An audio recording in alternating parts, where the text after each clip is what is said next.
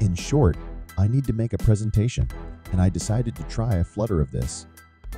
And at the same time, imagine the future, what presentations on Apple Vision Pro can be.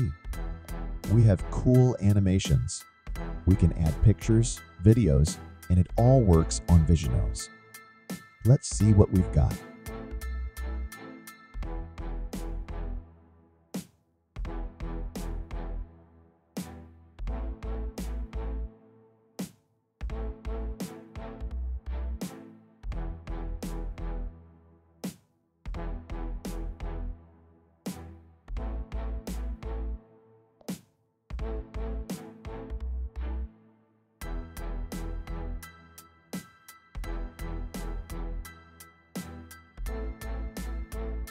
Желаю вам доброго